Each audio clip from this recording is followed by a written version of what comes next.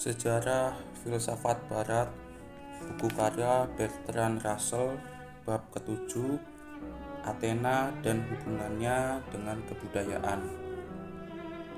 Kejayaan Athena bermula dari saat pecahnya dua perang Persia.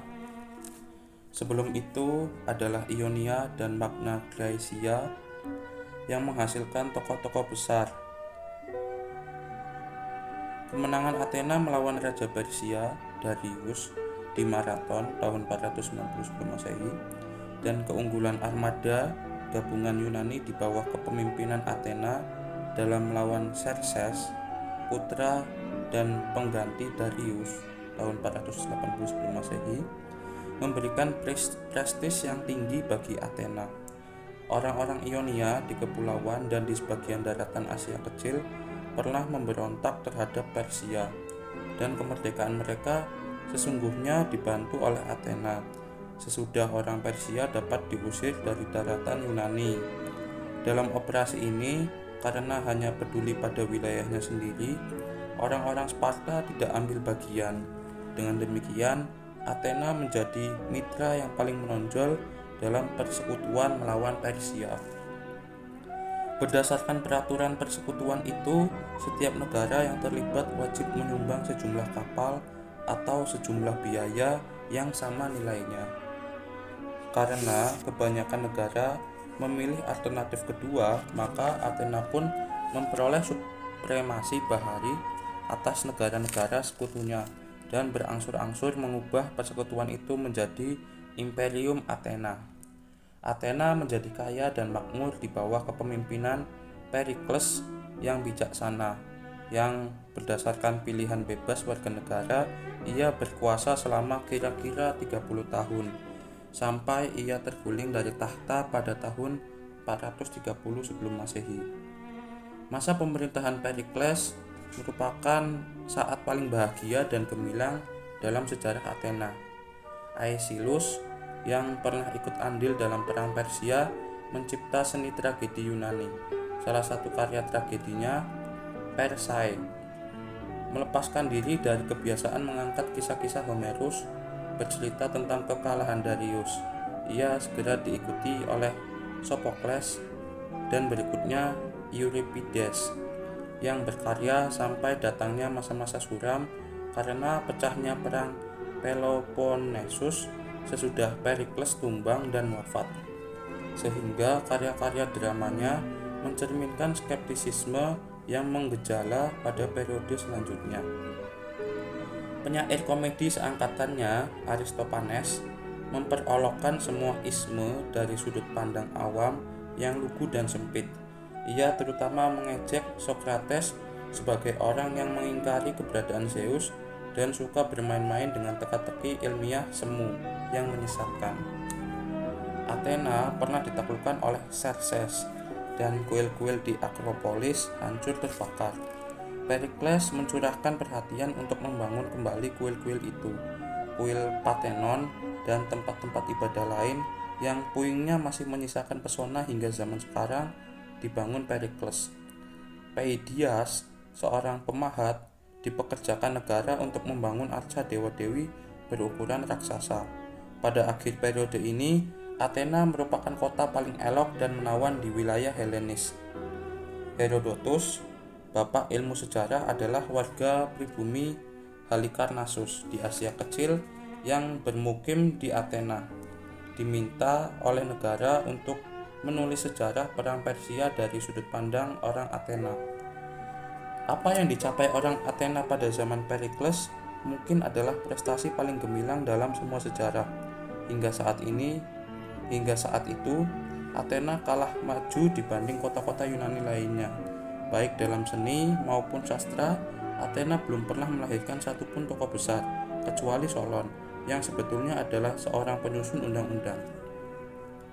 Didorong oleh kemenangan, kemakmuran, dan kebutuhan untuk membangun kembali kotanya yang hancur, para arsitek, pemahat, dan dramawan yang prestasinya tetap tak tertandingi hingga sekarang tiba-tiba menghasilkan berbagai karya yang berpengaruh di masa depan hingga zaman modern. Lebih mengherankan lagi jika kita mengingat kecilnya jumlah orang yang terlibat dalam pembangunan itu. Pada puncaknya, kira-kira tahun 430 sebelum Masehi, penduduk Athena diperkirakan sebanyak 230.000, termasuk para budak, sementara daerah pedusunan sekitarnya, yakni Attika, mungkin lebih kecil lagi jumlah pemukimnya. Sebelum maupun sesudahnya, tak ada masyarakat manapun dengan jumlah sekecil itu mampu menghasilkan karya sedemikian hebat. Dalam bidang filsafat, Athena hanya menyumbangkan dua nama besar, Socrates dan Plato.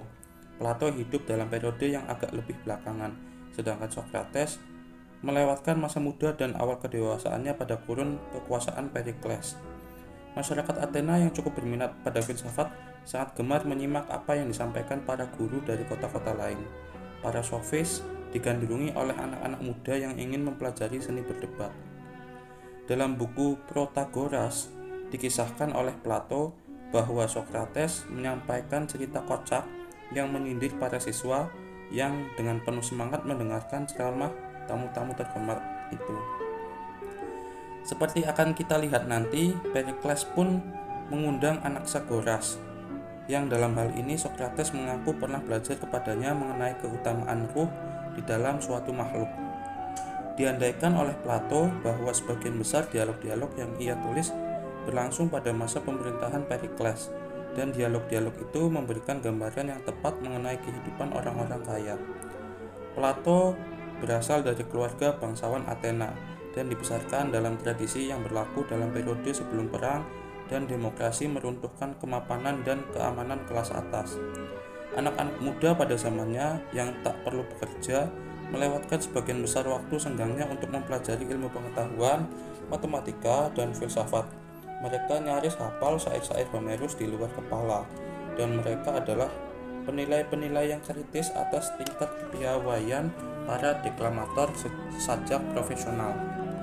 Seni penalaran deduktif baru ditemukan saat itu, sehingga membangkitkan gairah untuk menyusun teori-teori yang baru, baik yang benar maupun yang keliru. Dalam semua bidang ilmu pengetahuan, bukanlah sesuatu yang mustahil di zaman itu, sebagaimana di beberapa zaman lainnya, untuk menjadi pintar sekaligus berbahagia dan berbahagia karena kepintaran. Namun, perimbangan kekuatan yang menciptakan zaman keemasan itu pun goyah. Muncul ancaman dari dalam dan dari luar. Dari dalam terancam oleh demokrasi, dan dari luar oleh Sparta. Untuk memahami apa yang terjadi pada masa sudah Perikles, kita harus menyimak serba sedikit sejarah awal Attika. Pada awal periode sejarahnya, Attika adalah kawasan pertanian kecil yang bersuasembada. Athena sebagai kota besarnya pun tak seberapa luas.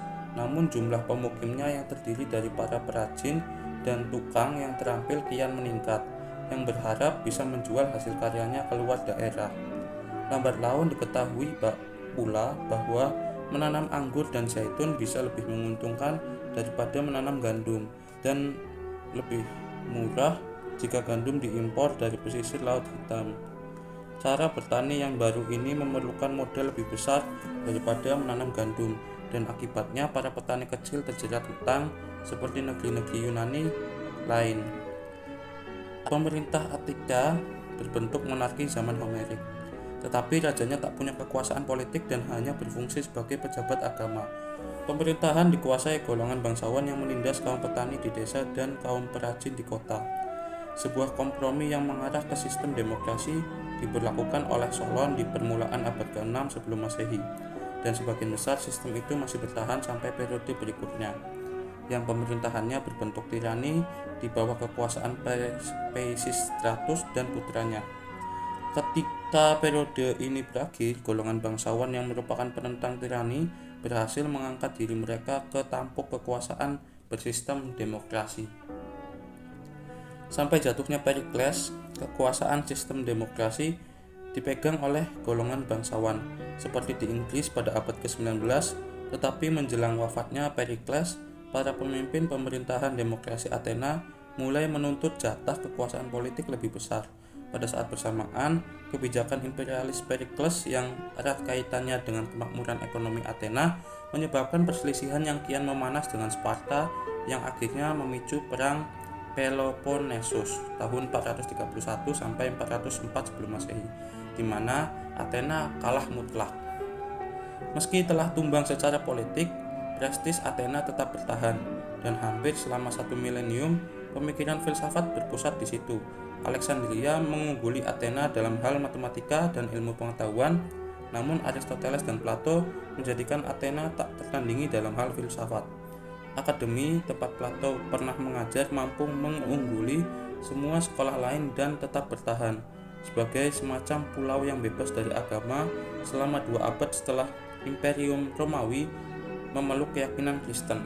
Pada akhirnya di tahun 529 Masehi, akademi itu tutup oleh Justinianus karena pendirian agamanya yang keras, sehingga zaman ke-8 pun mulai menyelimuti Eropa.